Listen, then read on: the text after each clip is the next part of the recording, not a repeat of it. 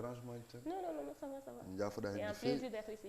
Avec Super, vous. super. Alors, inutile de vous faire attendre davantage, mesdames et messieurs. Nous allons suivre la nouvelle vidéo de Hamza Brang et Bandia, histoire de décontracter nos téléspectateurs. Voilà. Et retour sur ce plateau dans quelques instants. On y va.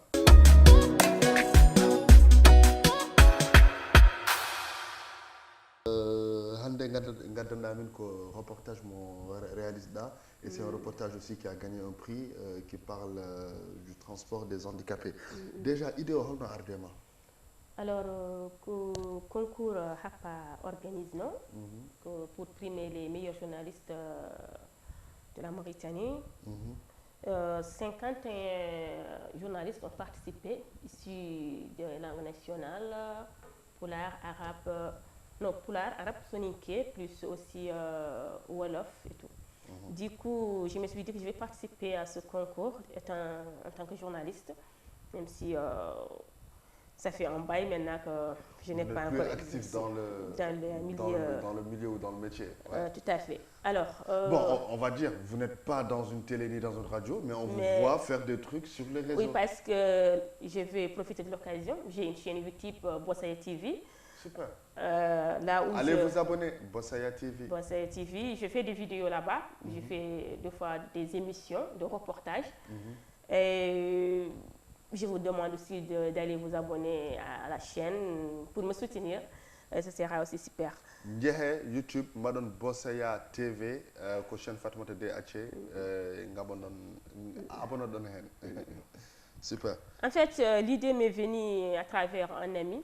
Il m'a envoyé une vidéo d'une dame, une handicapée qui se déplace sur fauteuil roulant. Et je regardais la vidéo. C'est une brave dame, déjà qu'elle est handicapée, mais elle refuse d'aller se manger dans les rues pour chercher de quoi gagner. Ouais. Mais elle a décidé de travailler. Et en écoutant sa vidéo, en écoutant son témoignage, il y a un truc que j'ai retenu. Et je me suis dit, tiens, je vais faire un élément là-dessus. Super. Et c'était le transport public, le droit au transport public des handicapés. D'accord. Donc, avant que Renate détaille, parce qu'après, il faut qu'expliquer c'est un reportage que tu as réalisé en Pulaar. Donc, Bandrab Seylabi, un diabète élément, veut celle de Tatina Takarireha, et retourne sur ce plateau dans quelques instants.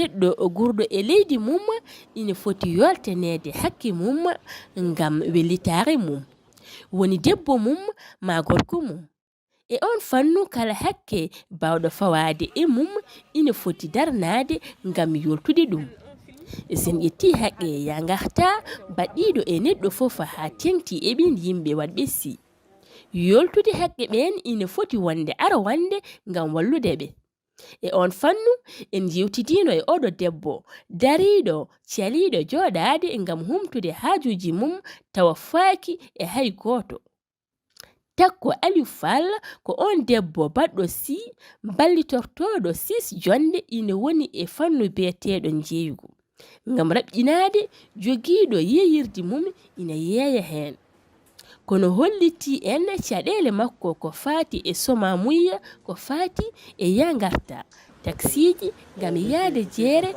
walla wadde haajuji makko keeriɗi e caɗele ɓurmi hawrude kadi ɓurɓe muusde ɓuri remarkude ko jaagol jeere ngol surtout ma dañde taxi ɗetta taxi nde ɗum ɓuri muusde saɗa yaha jeere joni il faut ko ɗetta taxi sa yi tali wonen ne jaɓa ɗettudem wonen c'est rare ga daña ɗettudem aɗa dañata ma daroɗa ha tampa ha ɓernde ma mbatta muusde e puɗɗa dañde ɗettudem hay ɗum ne ko caɗele muusi min ko ɗum fof ɓuri muusdemi ewo minnen kadi mi yettata Allah ko neɗɗo Allah fawi ɗum fof yettata Allah ko saabu seeɗa wonen mbiyata kene ɗettata mbawa ɗettude ɗum e wonen noon kawra hen machallah ne moƴƴi ɗettuma kono heewani kam heewani ngam holkisade ɗen caɗele en jaadino e makko omo waɗa yoga e haajuji makko kono darnde ndi juuti seede ko adi omo daña oto.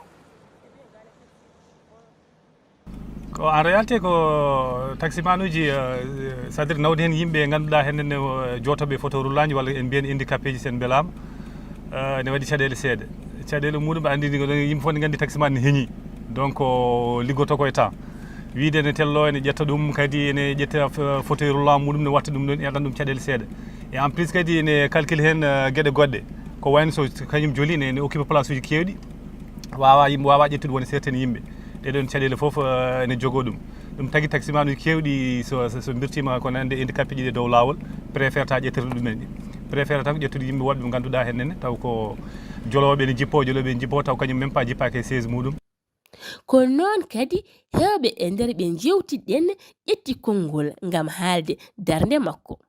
ko cukalel jiɗɗo liggade jiɗɗo nafde jiɗɗo wadde fof caɗele makko otoji o wawa dañde ɗo otoji ma neɗɗo ara yaha aranamo ɗo ya ƴewanamo taxi addanamo saaha o daña saaha o wasa dañde mbadde hen hami mbawa nawde mo tari pour o daña taxi nawamo.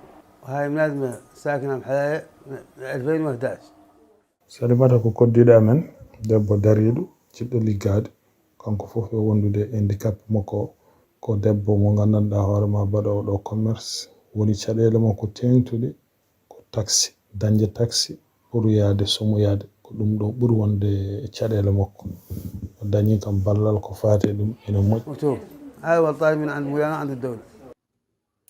nde jaaɗen to bange laamu ngu ngam namdade holpeeje ƴettade ko faati e on fannu ko directeur toppitiɗo caɗele wonduɓe e siiji hono handicapéji jaabi en e nder ka haala. directeur biyeteɗo Aliou Aidara Isaka toppitiɗo yimɓe wonduɓe e siiji hono handicapéji o wi ya garta jiya koye faggundu rendade hay yimɓe joom siiji en poti wellitade hen ko ɗum saabi laamu ngu ummani ɗum watti ɗum e nder agenda mum ngam walludeɓe. kanko directeur toppitiɗo handicapéji o wi e on fannu décret waɗama ngam daranade ɗen caɗele fandare on décret noon ko walludeɓe no ɓe mbawri waɗirde e yangarta mabɓe taw alanaɓe tana kadi taw ko bangeji kala.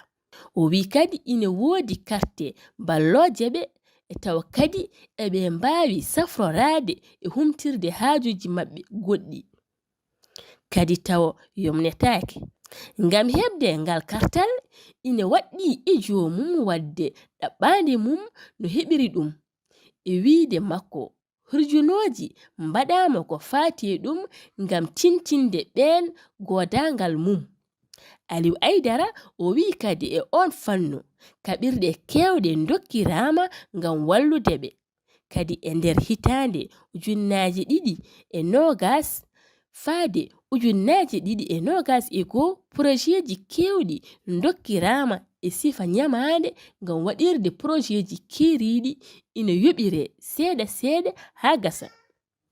e wiide makko kadi laamu ngu ina woni e wadde partenariat ngam fewnude otoji jaaduɗe e sifaji maɓɓe ngam e wiide makko kadi laamu ngu ina woni e wadde partenariat ngam fewnude otoji jaaduɗe e sifaji maɓɓe ngam huytorade ɗum tawa alanaɓe caɗele. so tawi a yiɗi yoltude hakke ma e nder leydi ma ya tawo aɗa timmini fodde ma.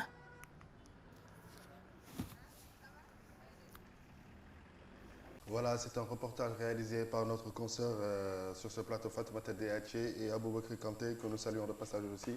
Alors, Fatoumata, un reportage de John Johnny, déjà que thématique goto sensible et rare. Halimen John Johnny no Ardema, mais aussi tu as remporté un prix. Prix de l'excellence. Tu peux nous parler un peu de ce prix? Alors, ce prix, c'est HAPA Mauritanie qui organise avec ce thème. Yangarta, le droit au transport public des handicapés. Déjà, c'est comme tu viens de dire, c'est un sujet sensible, mais c'est très important que les gens essaye de mettre en exergue ce problème-là, parce que déjà, ces gens-là, ils méritent vraiment que l'État fait quelque chose pour eux. Parce que d'après la dame là,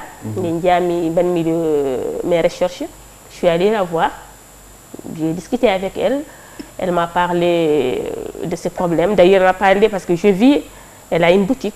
Elle a une boutique où elle gère sa propre boutique. Avant la boutique, elle m'a dit qu'elle a travaillé, elle a fait beaucoup de petits métiers comme la couture, elle a fait aussi un peu de teinture, entre autres. Et elle a décidé de s'installer, ouvrir une boutique et faire par ses propres moyens pour essayer de gagner sa vie. Super. Mais elle m'a souligné qu'elle a un problème. Le problème, c'est le transport public. Une fois qu'elle veut faire ses besoins, c'est-à-dire remplir sa boutique, ses courses, aller au marché, c'est tout à fait un problème pour elle de se déplacer.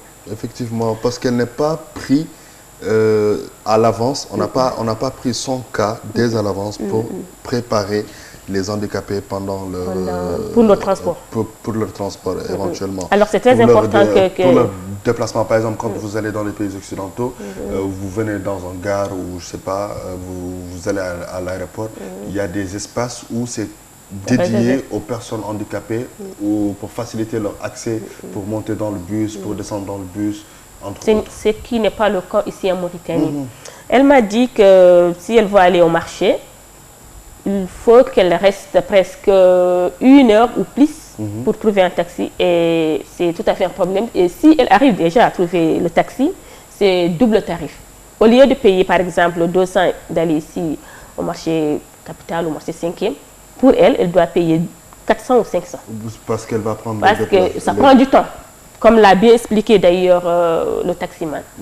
Le taximan déjà, il vient de dire tout à l'heure que c'est un problème pour eux.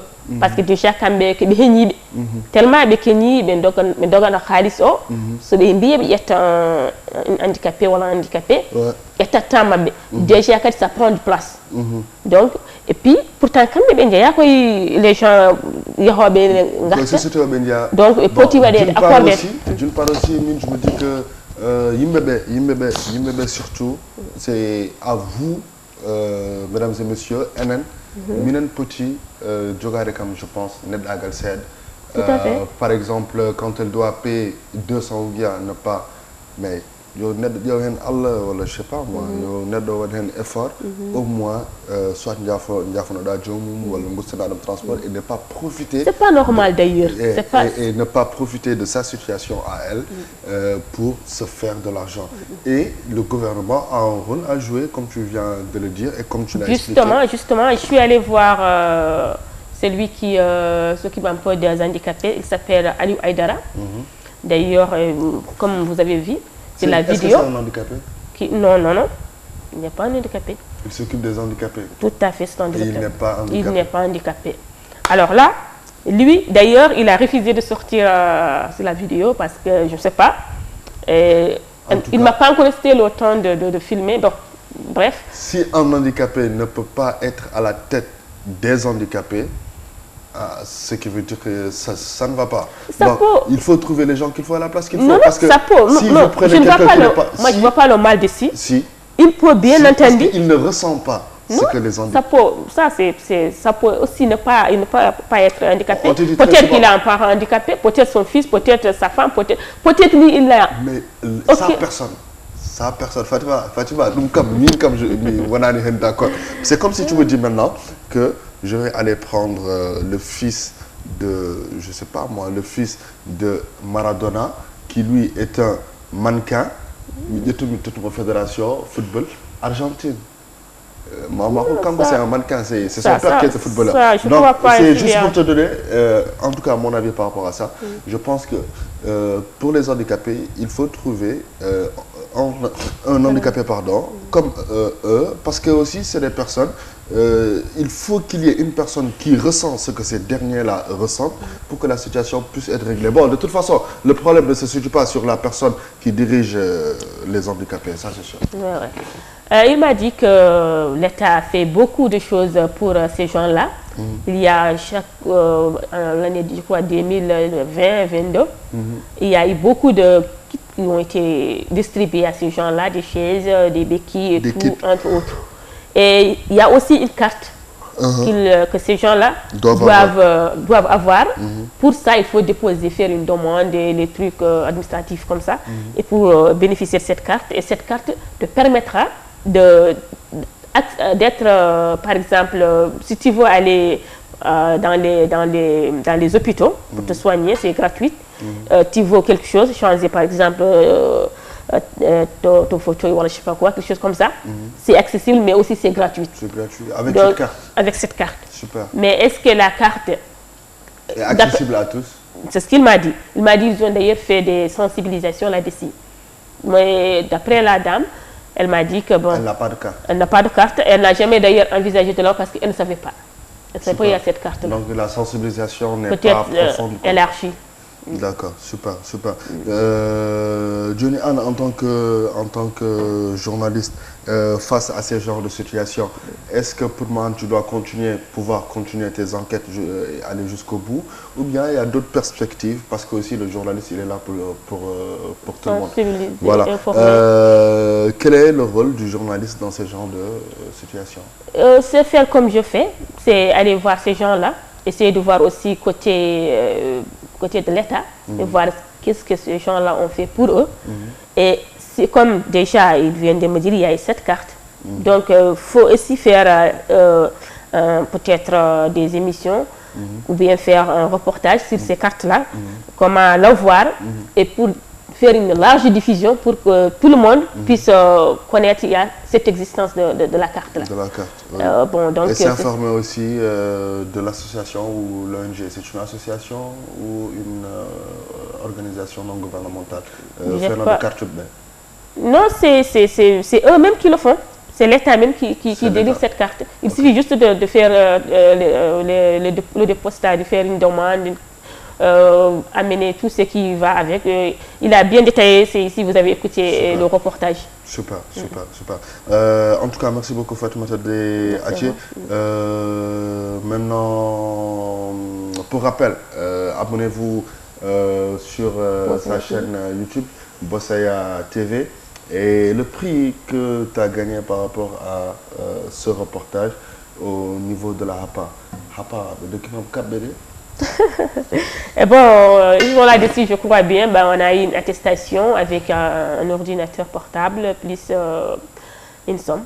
Super, super. Pour le premier prix. Parce qu'il y a 3 prix, il y a premier prix, deuxième prix, troisième prix. Moi, j'ai eu le premier prix dans le reportage dans la langue polar. Super, super, super, c'est déjà bien. En tout cas, félicitations. De par ma voix, toute la télévision El Watania te félicite.